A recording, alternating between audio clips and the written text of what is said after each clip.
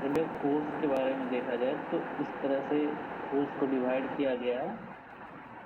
Civil engineering has on the societal at a large on the global area. जैसे किस किस में होगा civil engineering project, civil engineering का जो भी प्रोजेक्ट हो उस पर सोसाइटी का इम्पैक्ट होगा। दूसरा इंफ्रास्ट्रक्चर में, तीसरा एनर्जी कंजम्पशन में, sustainability of the environment, employment creation, contribution of GDP. तो ये सब क्या है कि जो सोसाइटी इससे रिलेटेड है, अगर कोई प्रोजेक्ट आता है, ठीक है, सपोज करो कहीं पे भी अगर तुम्हारा प्रोजेक्ट आया डैम का, सपोज करो डैम को कहीं भी कंस्ट्रक्ट करना है, नया डैम बनाना है कोई भी एरिया में, कोई ज्वाइन करना, ठीक है, कोई भी सपोज करो कि डैम कंस्ट्रक्ट करना है, प्रोजेक्ट कैसे सोसाइटी से रिलेटेड होता है। तो डैम क्रिएट करने से पहले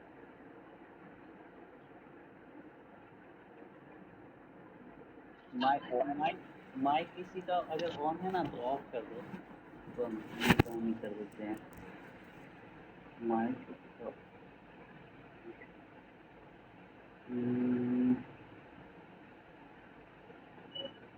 ऑफ तो है सब।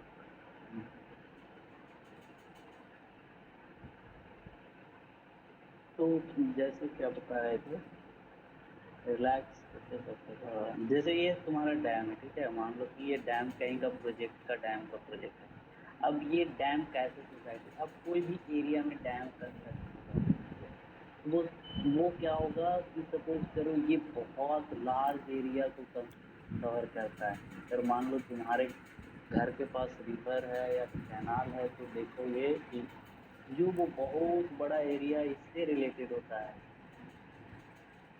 क्योंकि इसका जो हाइट होता है जो डैम का, बहुत मतलब कि ये हाइट के अकॉर्डिंग पूरा डिजाइन होता है। ये पूरा जो भी एरिया है इसका पहले सर्वे किया जाता है कि इधर तो लोग इतना, जो डैम कंस्ट्रक्ट हो रहा है इधर इसके आसपास में, एक एग्जांपल दे रहे हैं, ये डैम का प्रोजेक्ट लेकर ये कैसे रिलेटेड है।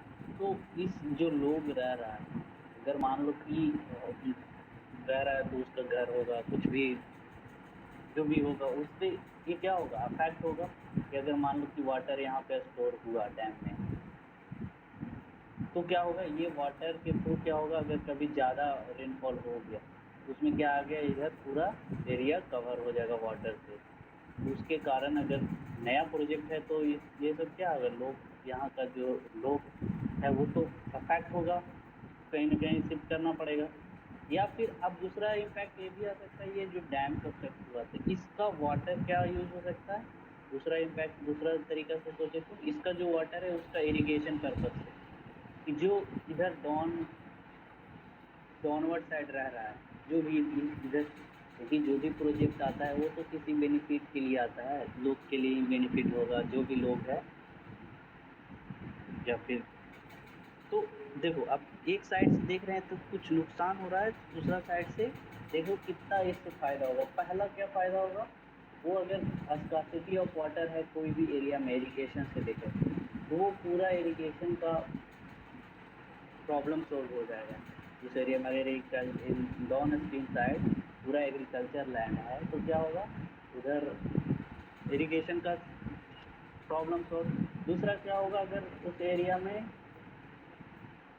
ये है वाटर का स्कार्सिटी है, पीने के लिए पानी नहीं, तो यहाँ से क्या हो सकता है, कोई शहर है नज़दीक में, तो यहाँ से शहर में डायरेक्ट पानी का सप्लाई हो सकता है जो डैम का। तीसरा क्या यूज हो सकता है इसमें, इसका यूज हो सकता है इसमें मछली का पालन हो सकता है, इसके थ्रू कुछ इनकम होगा जिससे हमारा इनकम का सोर्स बनेगा जो भी है। तो इस तरह से कोई भी प्रोजेक्ट का उठा करके देखोगे तो एक दूसरे से रिलेटेड है, इस तरह से इम्पैक्ट कैसे आ रहा है उस पर मतलब देखा जाए तो किसी न किसी से रिलेटेड है। इंफ्रास्ट्रक्चर का बताया कि इंफ्रास्ट्रक्चर अगर डेवलप होता है तो उससे क्या होता है, लोगों का रहने का तरीका या फिर उसका जो, जैसे अब लोग गांव और शहर में ये करें, कंपेयर करें तो शहर का क्या है, इंफ्रास्ट्रक्चर अगर खाली देखा जाए तो बहुत ज़्यादा ये है, डेवलप है।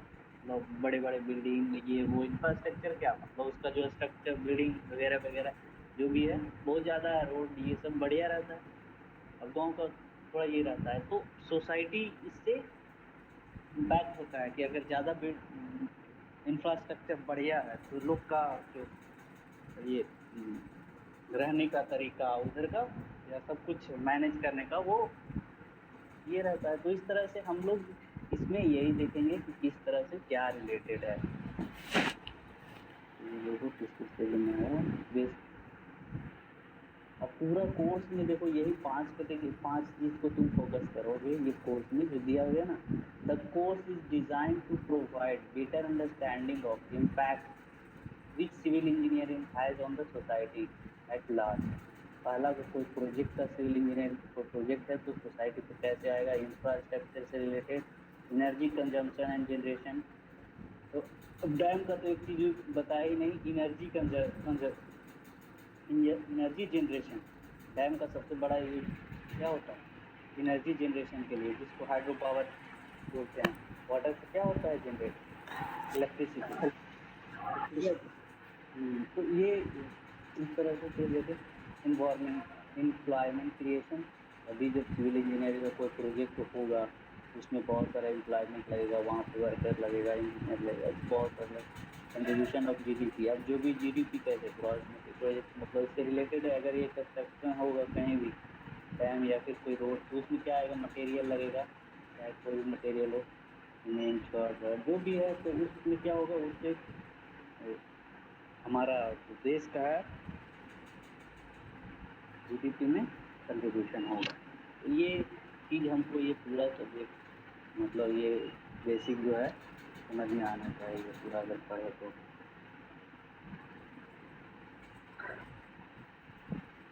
देखो डिसिप्लिन ऑफ सिविल इंजीनियरिंग क्या क्या है ये तो तुम लोग जानते ही होगे। और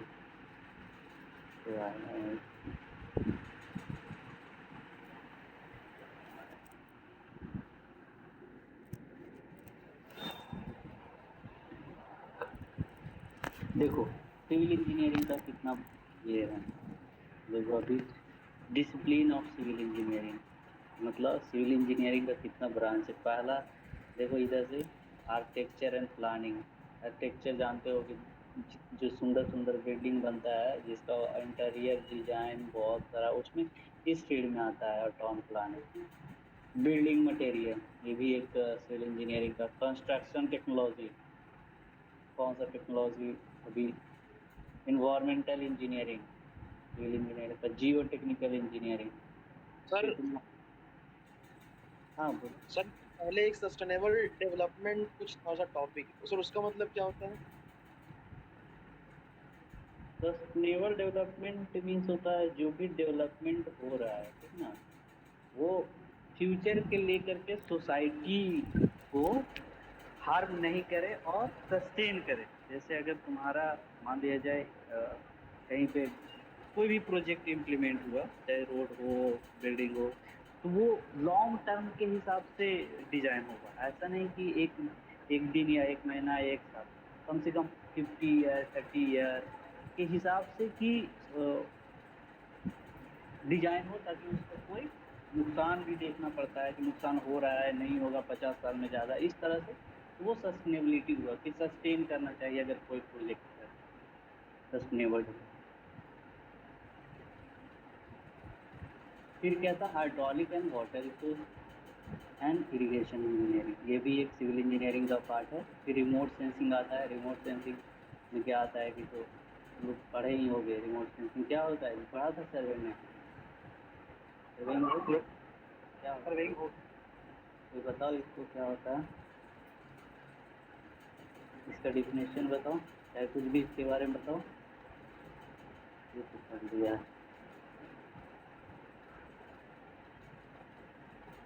रिमोट सेंसिंग में क्या होता है ये? रिमोट सेंसिंग में जैसे सर वेदरिंग वेदरिंग का भी करते हैं, जीआईएस से जीपीएस से। जीआईएस यहाँ लिखा हुआ है, जीपीएस। सर जीआईएस का मतलब तो जियोग्राफिक इंफॉर्मेशन सिस्टम होता है जनरली। सर रिमोट सेंसिंग में किसी भी बॉडी पे बिना टच किए हुए उसके बारे में इंफॉर्मेशन कलेक्ट करना होता है सर। अच्छा, चलो ठीक है। और सर ये रिमोट सेंसिंग टोटल स्टेशन में भी यूज होता है सर। टोटल स्टेशन वो एडीएम होता है। और बताओ कुछ। तो बेसिकली ये इंफॉर्मेशन किसी भी ऑब्जेक्ट का इंफॉर्मेशन बिना टच के बिना कांटेक्ट में आए हुए उसके लिए यूज किया जाता था रिमोट सेंसिंग। हाँ, बिना कॉन्टेक्ट से होता है तो बिना कॉन्टेक्ट से ही। तो जो सैटेलाइट सिस्टम देख रहे हो, हम लोग के पास बहुत सारे सैटेलाइट सिस्टम है। वो क्या करता है कि फोटो कैप्चर करता है। कहाँ का कैप्चर Yes, sir. करता है? फोटो ग्राउंड का। जो हमारा ग्राउंड का फीचर है उसको फोटो के थ्रू कैप्चर किया सैटेलाइट। क्या है सैटेलाइट? बिना मतलब फोटो कैप्चर किया बिना हमको ग्राउंड में गए हुए सब कुछ उसका एक जो भी लिया डिटेल, तो इसके थ्रू बोलते हैं रिमोट सेंसिंग। और जीआईएस जियोग्राफिकल इंफॉर्मेशन सिस्टम, ये भी एक सैटेलाइट से ही डाटा कलेक्शन करता है और सॉफ्टवेयर में प्रोसेस करने के बाद उसका हर एक डिटेल को स्टडी करता है कि वहाँ पे बिल्डिंग है, कि वहाँ पे फॉरेस्ट है, कि वहाँ पे क्या है, वो पूरा स्टडी करेगा जियोग्राफिकल सिस्टम को। ठीक है, चलो।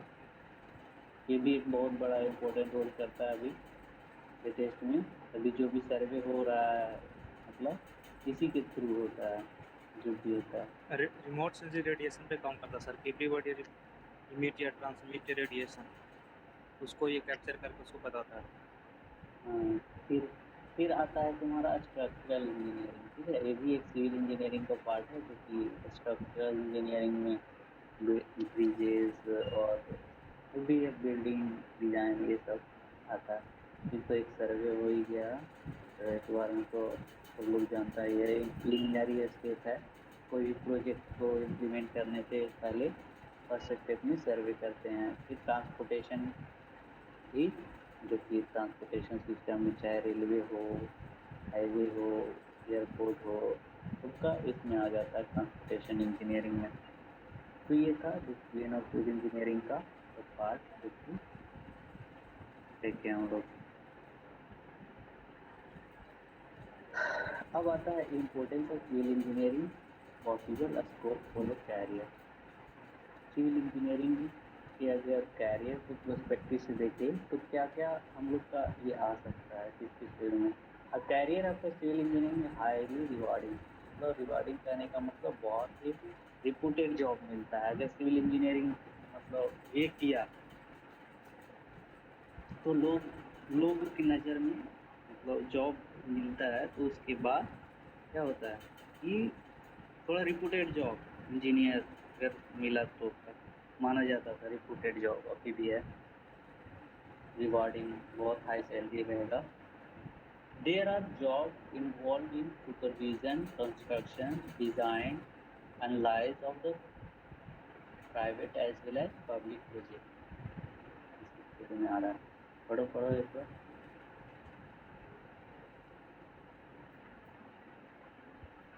पढ़ो इसको, क्या लिखा हुआ पढ़ो एक बार। There are job that involve, तो किसमें इन्वॉल्व हो सकता है? Supervision, construction, design and analyze of private as well as public projects such as dams, highways, canals, waterways and bridges.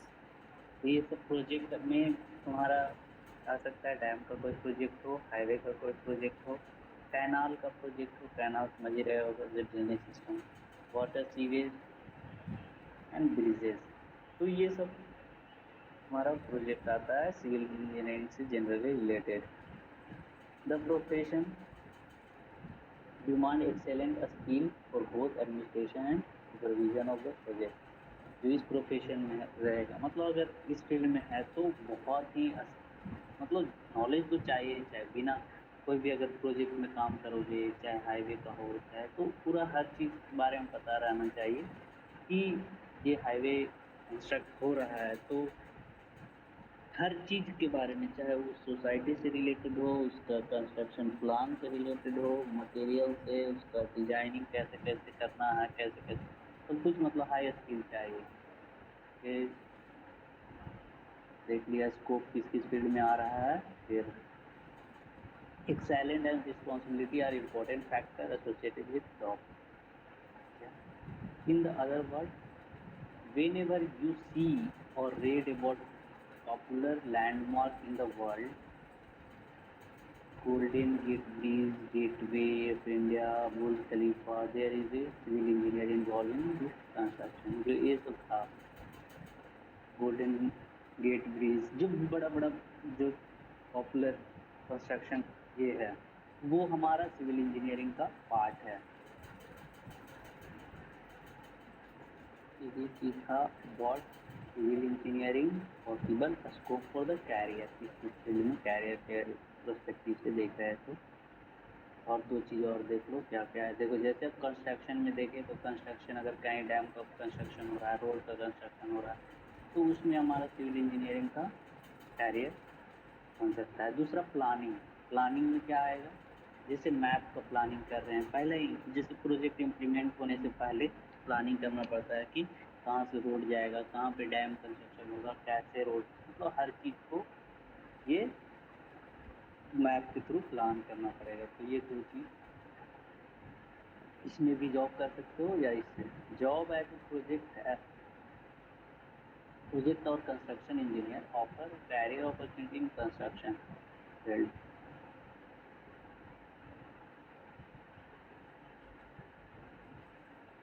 Planning में भी, प्लानिंग और project management is a good option. और अगर मतलब जॉब पर्सपेक्टिव से सोचते हो तो फिर तुम्हारा प्लानिंग और प्रोजेक्ट मैनेजमेंट की, प्रोजेक्ट को कैसे, प्रोजेक्ट मैनेजर जैसे साइट इंजीनियर होता है उस तरह से प्रोजेक्ट मैनेजर होता है, या फिर जो भी प्लानिंग इंजीनियर, इस तरह से इस फील्ड में तुम्हारा कैरियर पर्सपेक्टिव से ये हो सकता है। फिर देखते हैं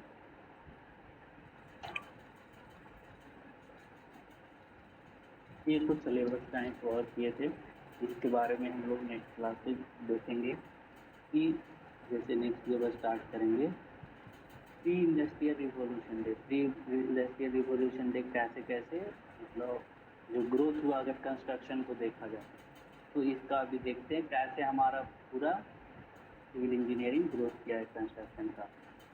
फिर देखेंगे एग्रीकल्चर रिवॉल्यूशन, कि एग्रीकल्चर में किस तरह से रिवॉल्यूशन आया, पहले कैसे इरिगेशन होता था, कैसे और अभी कैसे इरिगेशन सिस्टम है। तो ये चेंजेस जो आ रहा है उसके बारे में एनालाइज करना है हम लोग को। First and second industrial revolution, IT revolution, ये सब देखना है। तो अभी हम लोग देखते हैं एक कंस्ट्रक्शन रिवॉल्यूशन, न्यूलिथिक कंस्ट्रक्शन। ये क्या हुआ कि पहले बहुत साल पहले वो इस तरह से सोचा कि इस तरह से हम लोग रहता था, लोग under the past look of civil construction इस तरह से किया। और इस तरह से मतलब फर्स्ट डे ऑफ मतलब जब सिविल इंजीनियरिंग का ईयर नहीं लिखा हुआ है कब का है, तो इस तरह से ये लोग मतलब इस तरह से रहता था। फिर धीरे धीरे क्या हुआ, डेवलप हुआ। तो फिर देखोगे खाली चेंजेस देखो किस तरह से ये चेंज हुआ है सिविल इंजीनियरिंग का। फिर इस तरह से लोग रहा,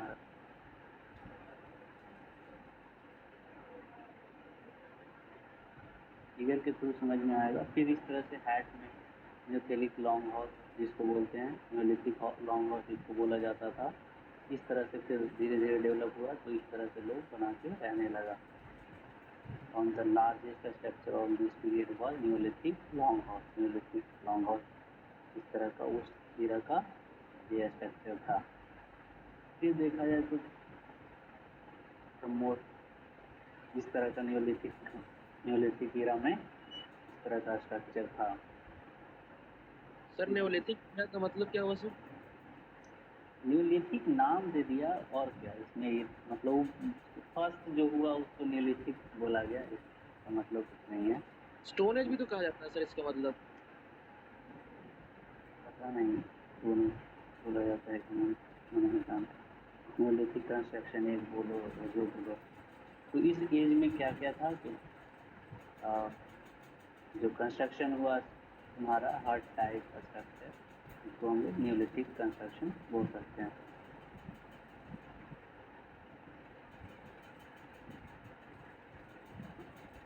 फिर तुम्हारा इस तरह से कंस्ट्रक्शन का चेंजेस हुआ।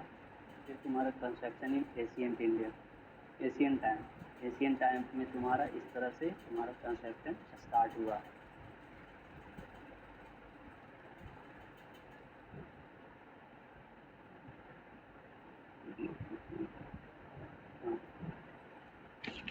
कंस्ट्रक्शन इन एशियंट इक्टी तुम्हारा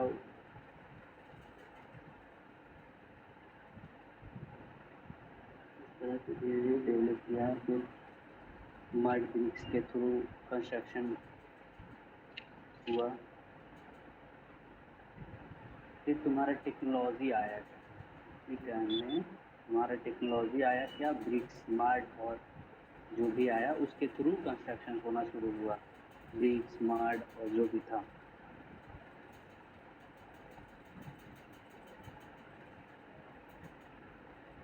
ये बस फिगर दिखा रहा है अभी हम लोग, ये इसमें कुछ इससे यही देखो किस तरह से रिवॉल्यूशन आया था सिविल इंजीनियरिंग का। इससे ज़्यादा मतलब माइंड में सेट होगा कि फ्यूचर में और कैसे कैसे हो सकता है। इसका मतलब यह है कि धीरे धीरे कैसे डेवलप किया।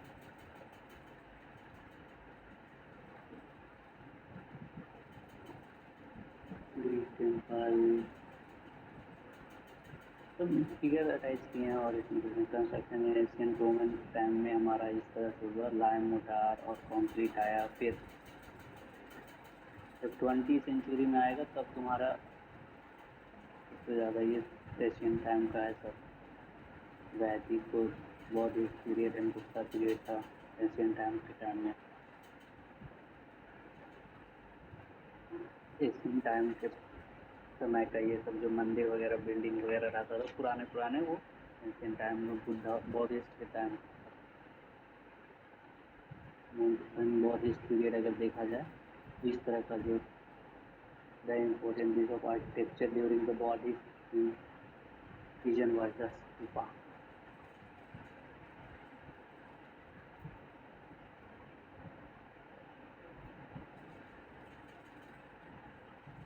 गुप्ता पीरियड में तुम्हारा इस तरह से कंस्ट्रक्शन हुआ, गुप्त और जिसको बोलते थे Gupta period. Construction in 17th century, तुम्हारा 17th सेंचुरी में फिर तुम्हारा मतलब इस तरह से बस एनालाइज करो इससे और ज़्यादा कुछ समझना नहीं है।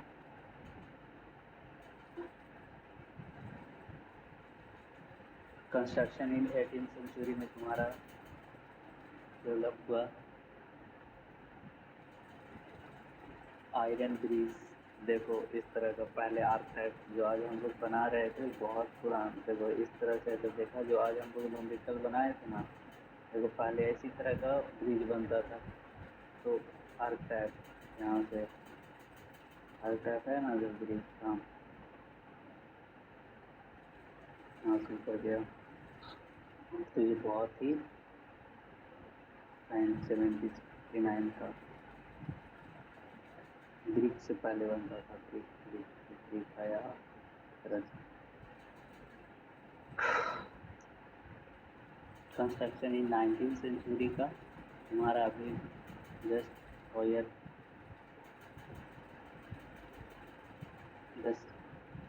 इंडस्ट्रियल रिवोल्यूशन आया 19th सेंचुरी में, तो तुम्हारा ट्रांसपोर्टेशन रेलवे कैनाल और ये सब का इंडस्ट्री डेवलप होना शुरू हुआ 19th सेंचुरी में।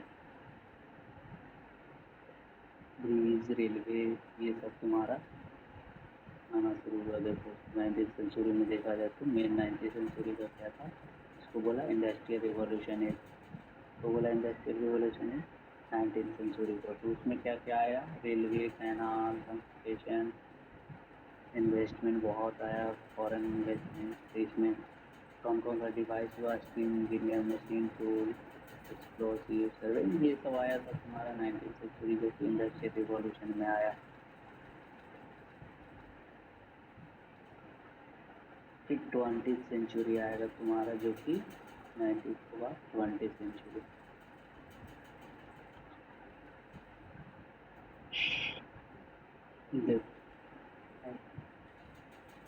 कंस्ट्रक्शन इन 20th सेंचुरी, ये सब 19 का था, और 20th सेंचुरी में देखो जब हमारा second industrial revolution, 20th century, first हमारा 19th सेंचुरी हुआ रिवॉल्यूशन, इंडस्ट्रियल रिवॉल्यूशन, सेकेंड हुआ 20th सेंचुरी।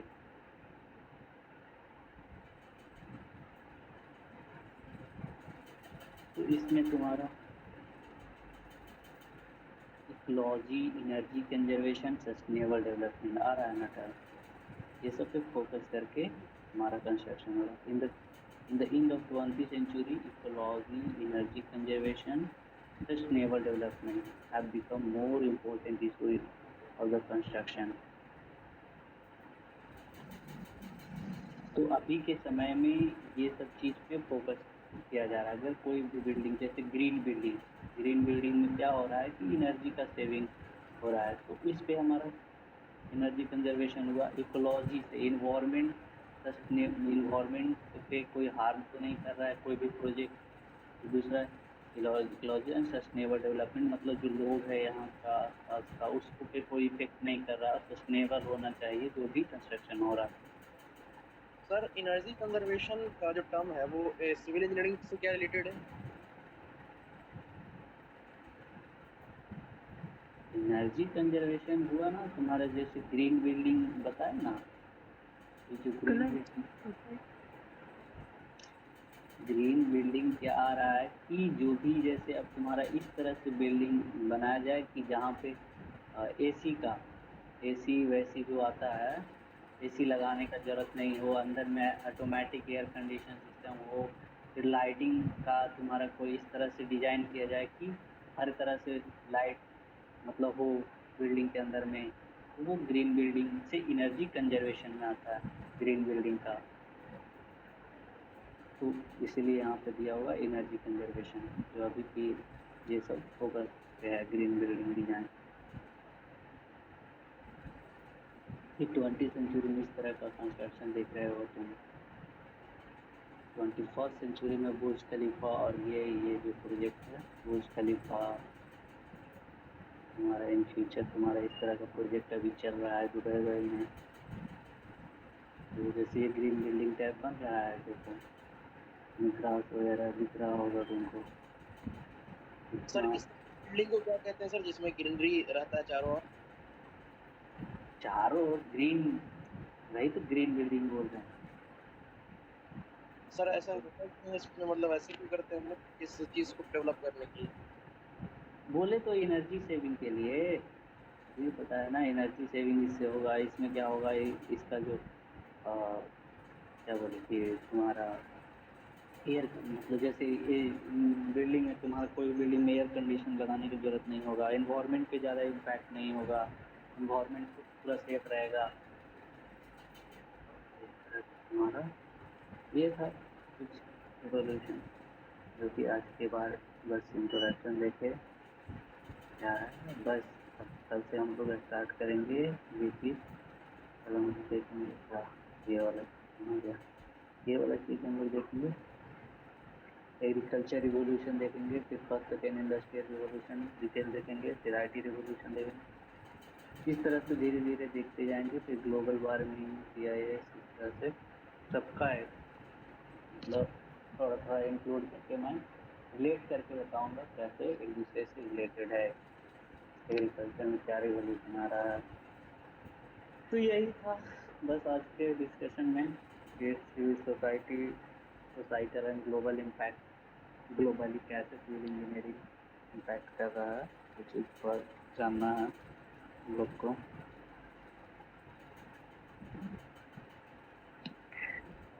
सिलेबस तुम लोग क्या देखोगे, देख ही लिया, यही है जो भी पढ़ा देखो।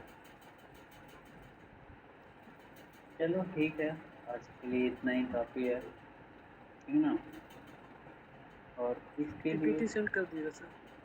हाँ ठीक है। क्या बोल रहे हैं? अच्छा, अटेंडेंस यहीं से हम ऐसे कर ले, क्या ले ले, ये लिंक भेज दे। कैश ले लीजिए सर, लिंक कैसे ले लीजिए जैसे माने जैसे कर। यहीं से हम स्क्रीनशॉट ले लेते हैं, लेकिन उसके लिए अलग से बनाना पड़ेगा ना फिर गूगल लिंक, उसी में स्ट्रक्चर वाला में ही चला जाएगा। इसी से ले लीजिए, इसे ले लीजिए, इसी से ले लीजिए जैसे स्क्रीनशॉट ले लीजिए। हाँ। एक ही नाम का दो लड़का है सर, हाँ? रजिस्ट्रेशन नंबर से लीजिए। एक ही नाम का मोर देन वन बॉयज है, अच्छा तो कैसे हो गया? रजिस्ट्रेशन नंबर से बनाइए। तो यहाँ रजिस्ट्रेशन नंबर शो नहीं कर रहा है, सबको लेना थोड़ी ना पॉसिबल है बोल के। हम तो चैट सोचे बॉक्स में कि ये टाइप कर देते हैं, चैट बॉक्स में डाल देते हैं। नहीं, कल से क्या करना ना, भेज दीजिए। आज अच्छा आज लिंक भेज रहे हैं, कल से क्या करना कि बगल में नाम के बगल में अपना रजिस्ट्रेशन नंबर विजिट करके रख देना, ठीक ना, ताकि हमको ये भी हो ना कि सब ये हो, पता चल जाए कि जैसे नाम लिखा हुआ है विकी कुमार, बगल में तो आ ही जाएगा रजिस्ट्रेशन नंबर का। सर पूरा गूगल फिट हो जाएगा। सर संभव नहीं है सर उस तरह, सर उससे नहीं हो पाएगा सर। बहुत सारे रजिस्ट्रेशन नंबर नहीं लिखा होगा सर, दिक्कत हो जाएगा उससे। ठीक है, अच्छा चलो ठीक है, देखते हैं फिर तो दूसरा। अच्छा अभी भेज दे रहे हैं गूगल बॉक्स, गूगल चैट में भेज रहे हैं ना, ठीक है, उसमें अभी नहीं। सर जूम पे पढ़ाएंगे तब हो सकता है। ना जूम पे नहीं पढ़ाए, जूम पे पढ़ाएं क्या? नो सर, सर यही ठीक है, वहाँ इंटरनेट ज़्यादा कन्वीनियंट करता है। नेट खत्म ज़्यादा होगा सर। खाली इससे होगा इसमें कि थोड़ा ज़्यादा सुनो ना, इसमें तुमको जो नेम रजिस्ट्रेशन नंबर है ना, इसमें हम सब्जेक्ट का नेम के बगल में सब्जेक्ट डाल देना, ठीक ना, बगल में नाम के जस्ट बगल में, ठीक। हम कल सब्जेक्ट का डाल देंगे, इसमें सब्जेक्ट का नहीं दिख रहा होगा, ताकि हमको ये सेपरेट करना पड़ेगा ना, समझा। गूगल चैट में देखो लिंक दिया होगा, इसमें अभी जो चैट बॉक्स में लिंक दिया होगा, तो नाम के बगल में खाली शॉर्ट में लिख देना। शॉर्ट में क्या लिखोगे? ग्लोबल इम्पैक्ट को शॉर्ट में लिखोगे CESG, CESG लिख देना खाली, civil engineering societal global, CESGI, चाहे SGI लिख देना, सोसाइटी ग्लोबल इम्पैक्ट, बस शॉर्ट में नाम के बगल में। लिंक खुल गया ना? यस सर, सबमिट भी हो गया सर। हो गया, बगल में नाम में लिखना जरूर। लिख दिए सर, सबमिट कर दिए। ठीक, चलो ठीक है, thank you sir.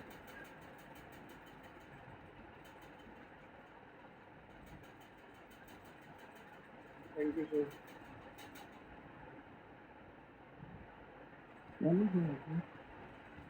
Thank you sir.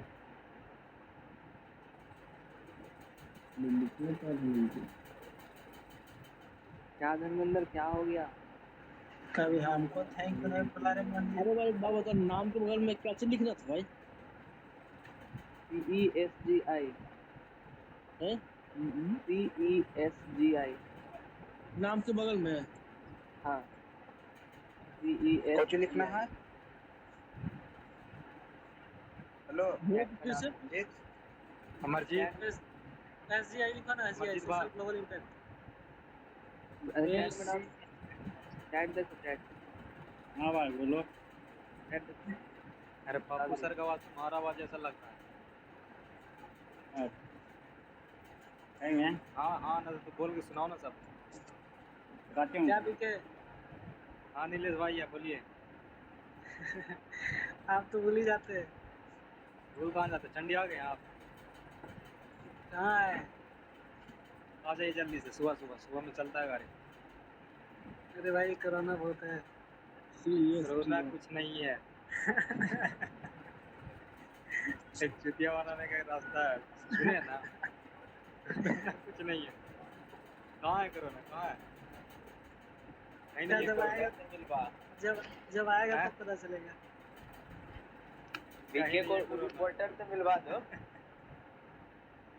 धर माइक धर, तो क्या रजनीश क्या कर रहा है? रजनीश से बात करो। माइक धर। ए अमरजीत, हाँ बोलो ना। तुम्हारा मैच करता है पप्पू सर से। मैच करता है कैसे यार? हाँ पूछे नीलेश, मैच कर रहा नीलेश? हाँ धीरे धीरे मिलता है। मैच करता पप्पू सर से बात। बोलो मैच कर रहा है। स्ट्रक्चर तुम बनाओ एकदम मैच कर रहा है। अरे आपकी जरूरत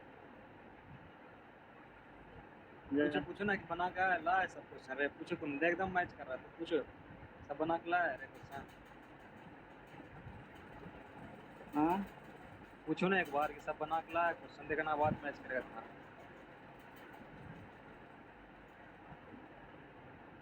पूछो आप मत पूछे तो सब बना। आवाज नहीं तुम्हारा कट रहा है। आवाज नहीं आ रहा हम लोग। हाँ आवाज नहीं आ रहा तुम्हारा मर्जी। नहीं जा रहा। ना अब आ रहा आप बोलो तो। बोल तो रहा है सब बना के आया रे क्वेश्चन। देखो देखो मैच किया ना नीलेश। सब बताओ तो। वो आ गया था नहीं हाँ, मैं मैच करता है आजकल। मैच करता मैच करता। हाँ से बना के आए। ठीक है भाई। ठीक लीव ले लो आप सब अपना अपना ख्याल रखना। ठीक है।